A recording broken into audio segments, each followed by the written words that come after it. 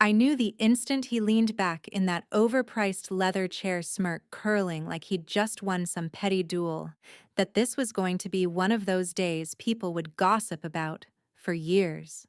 His voice carried that smug, hollow confidence of a man who mistook a job title for a personality, badge, laptop, and dignity on my desk. Now, no explanation, no context, just a public execution in front of HR and two junior analysts who froze like extras in a crime drama. He even paused after the word dignity, as if waiting for a laugh track. I didn't beg. I didn't argue.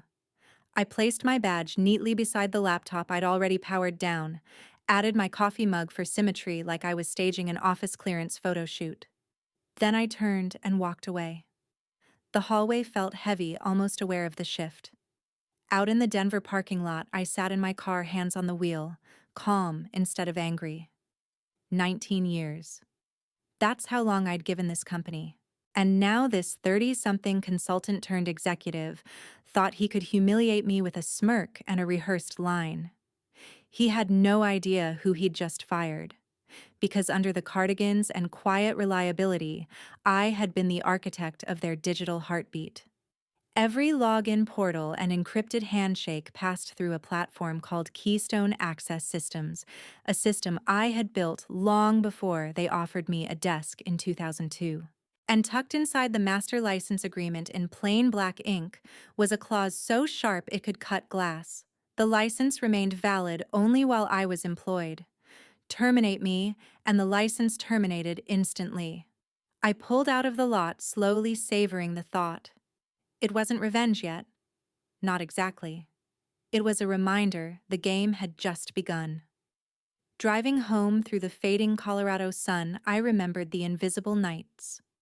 Resetting accounts at 300 a.m. on Sundays. Saving executives who forgot their passwords before big client pitches. Quietly patching breaches that could have sunk us in hours. They never remembered those rescues. But I did. And soon they'd remember too, because when the ripples came, they wouldn't stay ripples. They'd come as waves. The executives never remembered those moments, but I did. And I remembered how each hollow thank you from upper management was quickly followed by another pile of work dumped on my plate, never with more pay. By the time I reached my townhouse in Denver, the anger had cooled into something sharper, cleaner, and opened my personal laptop. Logging into the Keystone Access Systems admin panel, I checked the master license. Still active, still humming along because HR's paperwork hadn't fully cleared yet. But once it did, that master key would vanish. Every single employee, from the college intern to the CEO, would be staring at a login screen with no way through. I closed the laptop without touching a thing. Timing mattered. If I wanted this to sting the right people, I had to let them walk face first into the collapse. No warnings, no gentle reminders. Just the moment when that smug grin on my new boss's face dissolved into panic. I leaned back, sipping my tea, letting the silence of my home wrap around me. For the first time in decades, I wasn't tethered to a company phone waiting for another 3 a.m. emergency. My shoulders loosened, my pulse slowed. I was free. They didn't know it yet, but they were about to learn the price of firing the one woman holding the keys to their kingdom. Out in that sterile Denver office, my badge, laptop, and so-called dignity were sitting neatly on his desk. But the real leverage, that was still mine. Soon enough, the phone that now sat quiet on my counter would be buzzing with calls they'd never imagined making. Driving home earlier, I'd felt oddly weightless, as if I'd stepped off a ride I'd been trapped on for 20 years. I wasn't replaying his smirk or thinking of clever comebacks. That was beneath me. Instead, my thoughts circled back to Keystone Access, the project I had built back in 2001, while freelancing long before this company even knew my name. Every portal, payroll system, client dashboard, it all flowed through Keystone. When I first drafted that clause back in 2001, I never imagined I'd need it. It was just insurance, my way of making sure that if anyone wanted to use my technology, they'd keep me on payroll or renegotiate on my terms. For nearly 2 decades, it sat there quiet, forgotten, while I kept the system alive like a janitor sweeping floors. No one noticed. Nobody questioned it. Nobody even remembered it existed. Which meant when my new boss smirked his way through my firing, he was cutting through the very branch he was standing on. Halfway home, I caught myself smiling in traffic. Not the forced office-ready smile I'd worn for years. A real one. The sting of betrayal was already fading, replaced by something colder, sharper: calculation. They thought they'd taken everything from me. In reality, they'd just handed me the setup for checkmate. If you've ever felt the sting of being underestimated, hit that subscribe button because the next part of this story will show just how far the ripples of one decision can reach. I pictured the infrastructure map I had drawn years ago. Every arrow circled back to Keystone Access Systems. If the license died, every arrow turned into a dead end. They'd try all the usual tricks: backdoor accounts, recovery scripts, outside consultants, but the system was designed to reject anything without a valid master key. And the only way to get that key: through me. Pulling into my driveway, I felt that rare clarity you only get when the next move is obvious. I didn't need to rush. In fact, the longer I waited, the worse it would become for them. Right then, everything still worked. HR's paperwork wouldn't propagate until late tonight, maybe dawn. But once it did, the cracks would start showing. A client unable to log in. A developer's code push failing. Payroll screens locked. Small annoyances at first, until they realized it wasn't random failure. It was systemic collapse. And my smug new boss. He'd be pacing that glass office watching his empire grind to a halt with no way to restart it. I shut off the car and sat for a moment, hands on the wheel. I wasn't going back for an apology. That wasn't my style. I'd let the silence do the talking. Let them call me, not the other way around. And when the calls finally came, I knew I'd be the calm, steady voice on the other end, reminding them exactly who they had underestimated. Walking into my house, I realized something strange. I didn't feel unemployed, not in the way people describe it, with dread pressing down. I felt lighter, untethered, like I'd been carrying their whole operation on my back for nearly 2 decades and had finally set it down. The best part: they were about to discover just how heavy it really was. I thought I'd have a night before the cracks appeared, maybe even until mid-morning. But by 3 that same afternoon, my phone buzzed on the coffee table. For a second, I expected a spam call or a delivery update. Instead, it was a text from Mark, a senior engineer I trusted. "Hey, can't log in." No preamble. No explanation. I could picture him hunched over his monitor, retrying his password 3 different ways before muscle memory had him reaching out to me like I was still the fixer. But I wasn't anymore. Not officially. And this wasn't my problem to solve. Mark didn't deserve the fallout, but I wasn't stepping in. This was only the first tremor. The real quake was still coming. Minutes later, my phone vibrated again. This time, a Slack notification. That made no sense. My company account had been deactivated hours ago. Out of curiosity, I opened it. Client portal throwing 403s everywhere. Who has admin creds for Keystone? This is blowing up. I chuckled. They hadn't meant to ping me. My number must have been buried in some old contact record. I could just imagine the moment they realized they'd messaged the one person their shiny new boss had so publicly discarded. I set the phone face down and moved into the kitchen. Filled the kettle. Let the hiss of water against steel drown out the silence. They were already panicking about client access, and the irony: the kill switch hadn't even fully propagated yet. This wasn't the collapse. This was just the warm-up act. 18 years of invisible labor, and less than a single workday after I left, the seams were already coming apart. The kettle clicked off. I poured hot water over the teabag and watched the color bloom slowly through the steam. Across Denver, I imagined IT huddled in a war room, every spare laptop dragged onto the table, engineers running diagnostics and pinging servers in vain. Someone from legal would be dialing in too because when client systems go dark, contracts whisper ugly things about breach penalties. And my new boss, I pictured him with his arms crossed in that glass office trying to project authority, while his voice pitched higher with every failed update. I carried my tea to the couch and let myself sink into the cushions. I didn't bother checking my phone again. I didn't have to. The messages would pile up, each more desperate than the last, a monument to the fact that their safety net was gone. I sipped slowly. No guilt. This wasn't sabotage, it was consequence. They had demanded my badge, my laptop, and even my dignity. Fine. But they forgot I still owned the lock, and they'd just tossed out the only woman with the key. Now all I had to do was nothing. Let silence do the talking. The machine was unwinding on its own, and for once I was watching from the outside. It felt like a slow-motion implosion. By morning, the trickle had become a flood. I woke to stillness that once felt impossible. No vibrating phone, no 600 a.m. Urgent emails, no Slack pings before sunrise. Just quiet.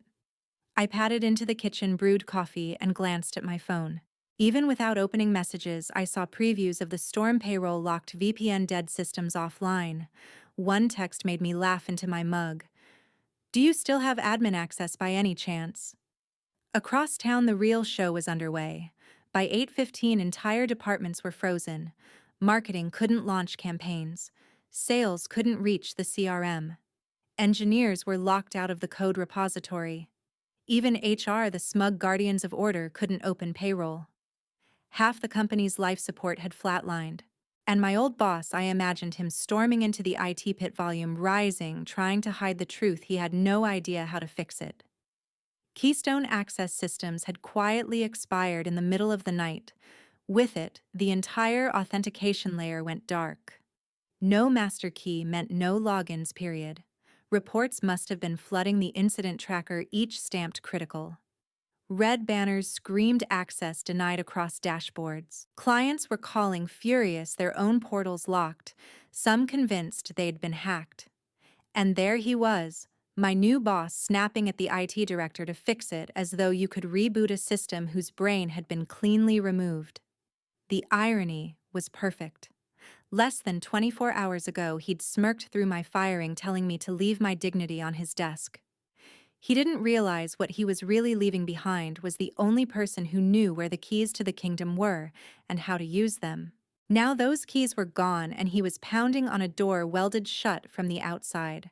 I could picture the escalation chain spinning wildly, IT running recovery scripts that failed instantly, project managers trying emergency stand-ups with no tools to manage them, finance staring at blank dashboards wondering how to close out the quarter when payroll itself was locked. Every fix slammed into the same wall: authentication error. The real unraveling hadn't even begun. By morning, most probably thought it was a hiccup, a server patch gone wrong. They'd tell themselves it would clear by lunch. By early afternoon, realization would set in it wasn't a glitch. By nightfall, they'd start to wonder if recovery was even possible. I took another sip of coffee and glanced out the window. The air outside felt sharp, clean. Somewhere across Denver, a man who thought firing me proved his strength was discovering he'd actually carved a hole in his own ship, and the water was rushing in fast. I set my mug down, smiling. The best part was how little I had to do. The dominoes had been set years ago. All I did yesterday was step aside and let gravity finish the job. The collapse wasn't coming. It had already begun. Every failed login attempt, every broken handshake, every stalled request had one thing in common. All traffic was routed through a vendor name most of the executives had never even heard of. At the top of the IT director's diagram, in clean sans serif letters, it read, Keystone Access Systems. The director leaned back. We don't have an account with these people, do we? Heads turned toward project managers. Blank stares. A few mutters about maybe digging through old vendor files. Nobody in that room realized they were staring at the company's beating heart. To them, Keystone was just background plumbing, always there, quietly doing its job. Except the CFO. He wasn't in the room, but when the diagram landed in his inbox, something stirred in his memory. Years ago, long before the new glass offices and corporate slogans, he'd signed off on a licensing deal for an authentication system. It had been recommended by a senior engineer who not only vouched for it, but integrated it herself. Bulletproof, scalable, built to last. That engineer, the founder, was me. The same woman escorted out less than 24 hours earlier. The CFO rubbed his temples, recalling a clause about the license being tied to my employment. He had assumed it was symbolic, just listing me as the primary contact. He had no idea it was literal. By the time he pieced it together, legal was already on the phone with Keystone Access, desperate for answers. The conversation was short. The rep confirmed the account, confirmed the system was healthy on their end, and confirmed the cause of the outage. Your master license agreement requires the continued employment of the named founder, Elaine Porter. That employee is no longer active in your system. As of 2:17 a.m., the license automatically terminated. No grace period, no exceptions. It was like a breaker had been tripped. The only person who knew where the panel was had just been fired. I imagined the legal team relaying this to my old boss, watching his face shift from irritation to confusion to dawning horror.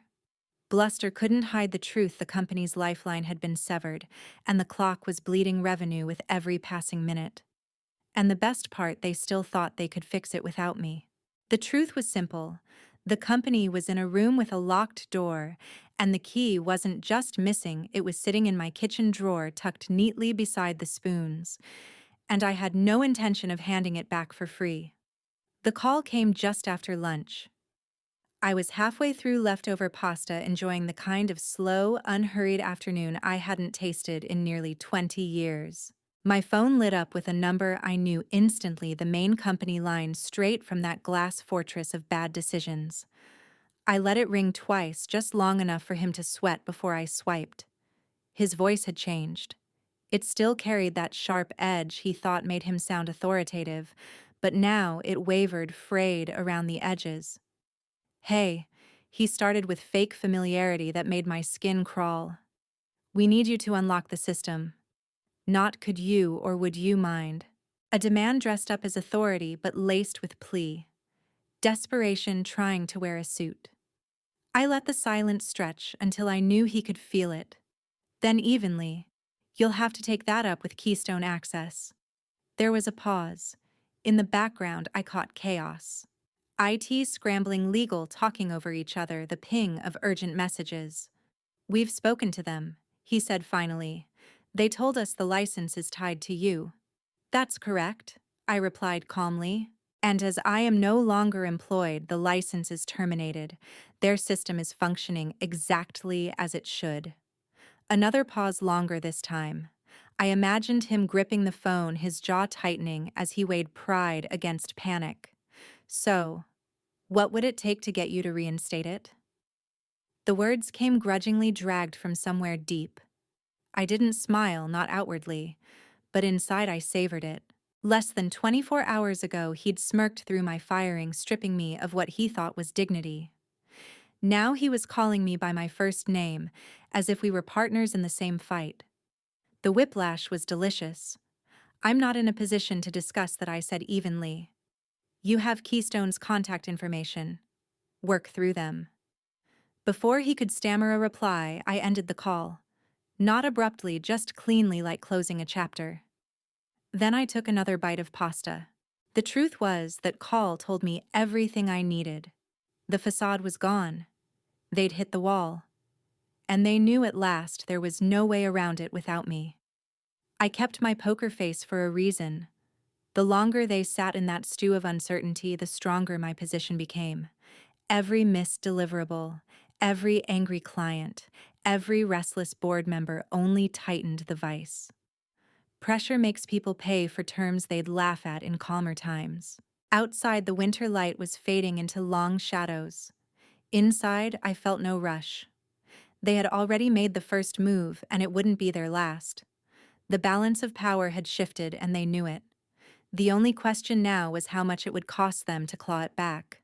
By the next morning, ripples had turned into waves crashing through the boardroom. Through back-channel gossip, I learned the CEO had called an emergency meeting at 8 a.m. sharp.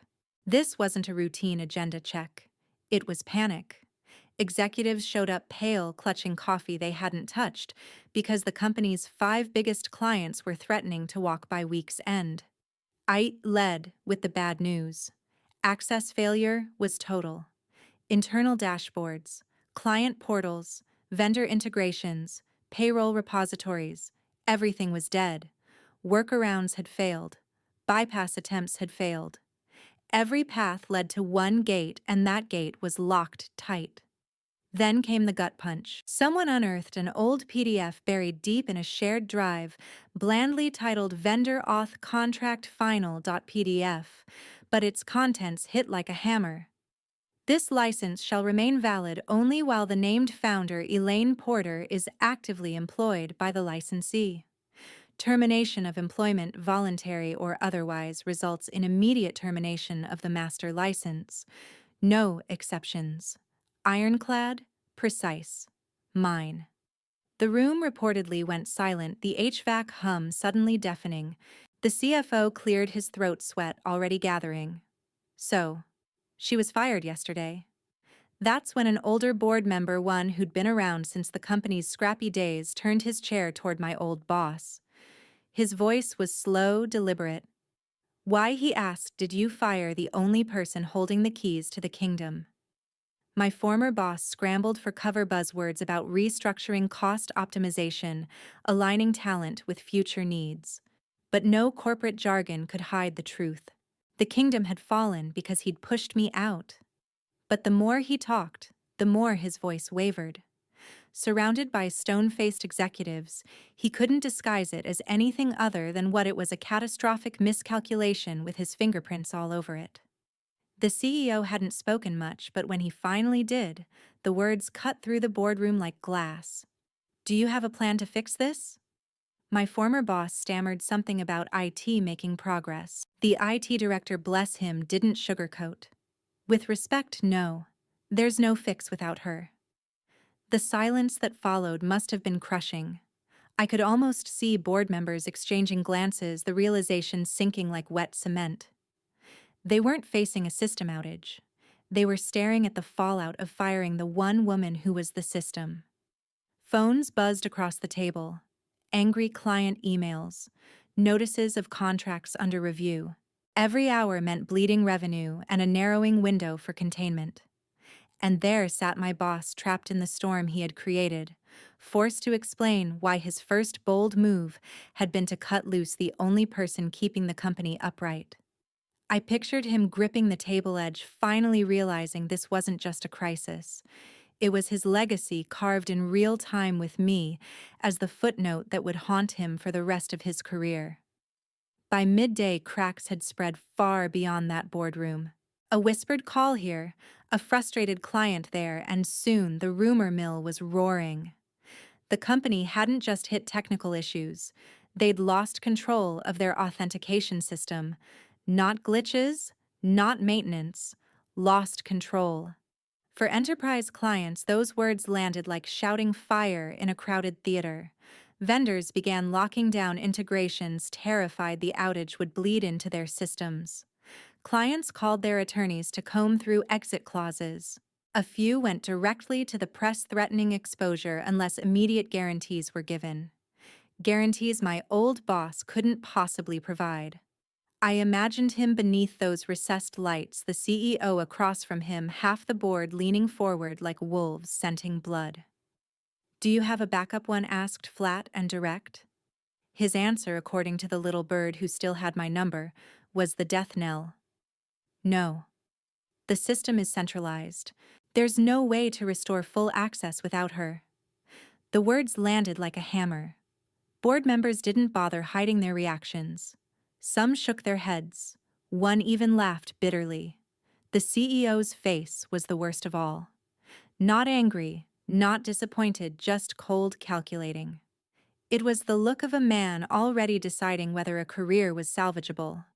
By adjournment, the public crack had widened into a fault line. Clients were CCing half the executive team in blistering emails. Vendors demanded written proof the problem was under control. No one bought the technical difficulties excuse anymore. You can hide behind that line for an hour, maybe two, not for a second day.